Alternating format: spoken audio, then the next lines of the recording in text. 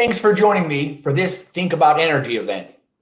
What I mentioned is we're trying to do new things for 2021, and we're really focused on making certain that our energy advocates know where to get good, solid information, whether it's on a monthly basis, on a weekly basis, or on a daily basis. You've got to arm yourself with solid information. One of the best sources that I'm aware of is the Marcellus Drilling News. So today, we're going to be hearing from Jim Willis, the editor at Marcellus Drilling News. Again, someplace that I think you can go to and get solid information. But you know what? Let's have Jim tell you about that solid information. Jim, thanks for joining us today. I truly appreciate you taking the time and sort of giving people who are maybe unfamiliar with you and your work, give them a little background, sir. Sure. Thanks, George. So it's a pleasure to be here with you.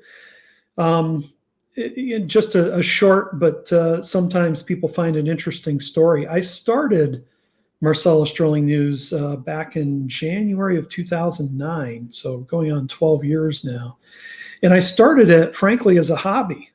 I noticed a local news story where I live, talking about a bunch of farmers in the next town over that had just signed a contract with this company I'd never heard of at the time, XTO Energy. And all of a sudden, these farmers had become millionaires. And just by signing a contract to allow something, natural gas drilling, I never even heard of that in this area. So, and I live in the southern tier of New York in Broome County, Binghamton area. So I was at another job at that point, and blogging was still pretty new and coming on strong. And I kind of wanted to figure it all out, so maybe I could use it in my day job at some point. So I started blogging on the topic because I wanted to learn more about it. It seemed to combine a lot of different things that I'm interested in. There's the aspect of technology and science and what this is all about. Economics, of course, but then there's also a political aspect to it. So I thought, well, this kind of combines everything, so I'll start writing about it. So that's what I did. And it was just me kind of learning the industry at first, and what all of the different aspects are, how it all works, why it's good. Maybe if fracking was a big word at that point, and the word chemicals and fracking was something that was bandied about, and there were all sorts of issues. So I kind of sorted through those as I wrote about this. And along the way, lo and behold, it attracted an audience. And a few years later, my wife said, you're spending quite a few hours a day on this, and you better make this pay, or you better find a different hobby. So I kind of gradually, and then at a certain point, just switched over and tried to turn it into a business, and it took off. Started charging what I think is a nominal low fee for the information I provide. But so you kind of asked at first, George, well, how what do you do and how do you do this? So every day, the thing that I'm doing is I'm sifting through the news. So every morning I'm up early and I'm starting to look, and I have a bunch of news feeds and alerts and things that are set up. And I will start to look through those, and I'm looking for things that will impact. At first it was the Marcellus, now the Utica as well, which is also in our part of the world up here.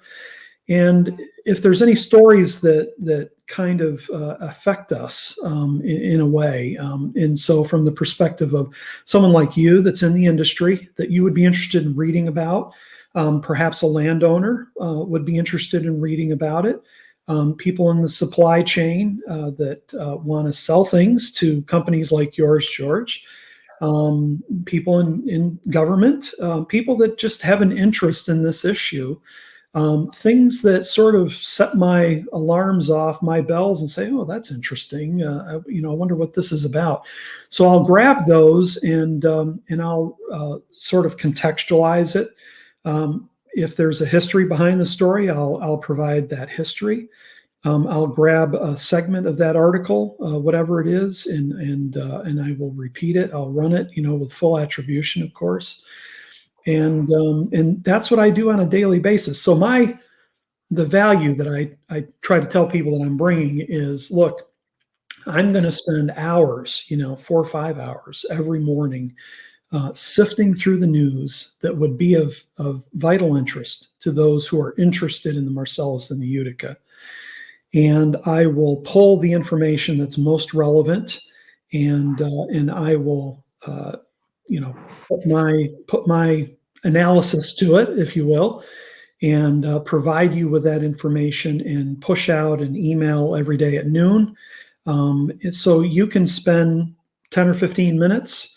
You can scan through it. You can read those things that catch your eye, and you'll know that, hey, I'm up to date. I'm not missing anything that's important here. So that's really the value that I try to bring to people on a daily basis.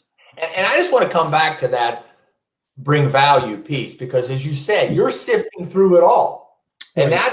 there's a real work there. There's a real aspect there. Yes, you can have a Google search that does it for you, but Right. the scope and scale that I've seen from you is impressive. And again, as we're talking about those energy advocates that just want to stay engaged and update, you're a very good, solid source for that information. You mentioned where you live. You're north of real development, but with that said, it's not that you don't see the development. And I got to believe, as you and I have worked together and you've been following this industry from the farmer all the way today to a massive situation, maybe you want to share with the audience some of the things you've seen over the decade that you've been doing this.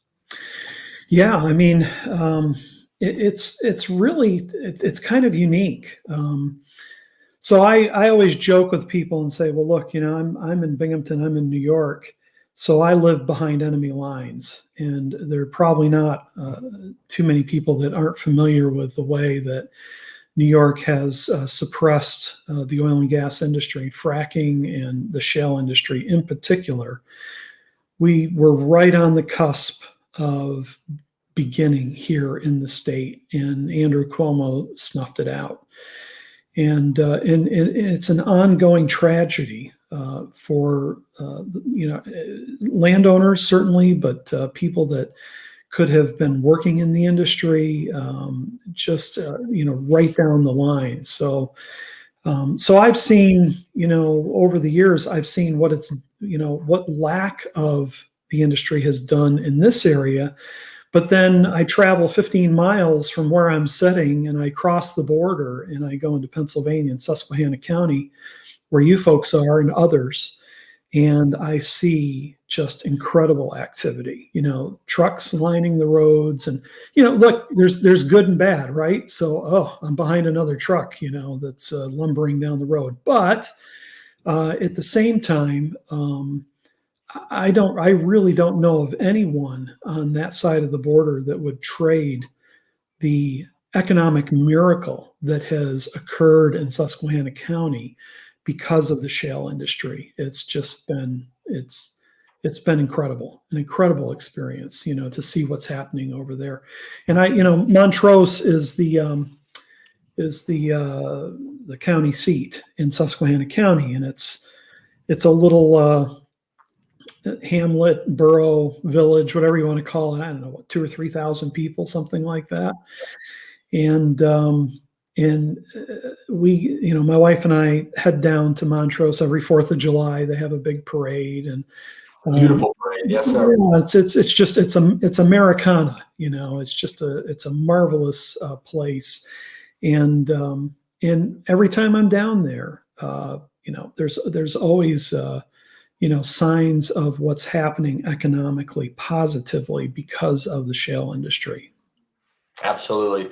And again, I know you reported on it. I know you see that happening. And again, I truly, people need to understand that you're there, to your point, behind enemy lines. You've seen what this has meant for the industry. Yeah. And again, I know we're coming to the end of our interview here with you, but at the same time, Jim, do me one favor. Do me a favor. Talk a little bit about what you see coming up. I know I thought you addressed that in the past nicely, what you're aware, how you've got here. But if you think about 2021, I got to believe you see a lot of challenges ahead yourself. Yeah, I do. I mean, in a nutshell, with the change in administrations in Washington, I'm concerned. Concerned about what's ahead for us. I see signs that we're going to be facing challenges. I guess one of the big issues that's been ongoing, not just last year and the year before, but will be this year and in the future, are pipelines. We have a lot of production in places like Susquehanna County, and yet we can't always get all of that production out to the markets that actually need it. So interstate pipelines are regulated and controlled by the Federal Energy Regulatory Commission, FERC. And with a new administration and a new chairman of FERC, who has, to the best of my knowledge, voted against every single new pipeline project that's come along in the past 3 years, that concerns me, that we're going to have troubles trying to get our production out to the markets that it needs to go to. So that's the way, as I look out, I guess troubled, yet I'm hopeful. I'm an optimist at heart, and I hope that, and trust that at the end of the day, common sense will prevail, and we will find a way to get this great product to market. And Jim, I think you really hit it too, because your optimism had led you from dabbling in something to making it your career and its value. And again, I think it's valuable for other folks to pay attention, to listen, whether it's the Pennsylvania Manufacturers Association or yourself or our friends at Shell Energy Alliance. There's a lot of places to get good, solid information and for people to understand your depth of knowledge. But I don't think that they may appreciate the offer that you have. So again, I know you're saying, as I'm saying, this is a place they should go for information. You're even going to make it easy for them, if I'm not mistaken. I am, and this is the first time I've ever done this, and I'm doing it, to honor Think About Energy and the great work that you do, George and Cabot. And I'm going to offer a free trial. So anyone that's watching this, and you have to be someone that's watching it to know about it, if you go to marcellusdrilling.com/free-trial, then you'll be able to get a 14-day free trial. Just go there and sign up, and you'll start to get my daily emails, and you'll be able to read full stories, and that includes the archive. And I have an archive now, George, of over 21,000. So. And it's your archives, it's your weekly wraps, it's that idea that there's information there. And I know that I see your stuff on Twitter, you're out there, but I truly think that the idea that folks could follow you, get to know who you are, understand and appreciate your background. And now, as you said, you know what, here's an opportunity, kick the tires, 14 days, see if it brings you value. I think it will. But the bottom line, the reason I think it will is I want to make certain that our energy advocates know where to get solid information. I can't speak highly enough of you personally, Jim. We've worked together for about 11 of my years, you've been at it a little longer than I have. But bottom line, folks that are looking at interstate pipelines, innovation, production, manufacturing, they've got to be looking at your information on a daily basis. So I thank you for joining us today, giving a little insight as to who you are. And more importantly, I thank you for taking the time to make the free trial offer available for those who are listening. And again, I think they'll find value. So thank you, Jim, for joining us today, sir. Thank you, George. I appreciate it. It's been a pleasure. You got it. All right. Thanks, sir.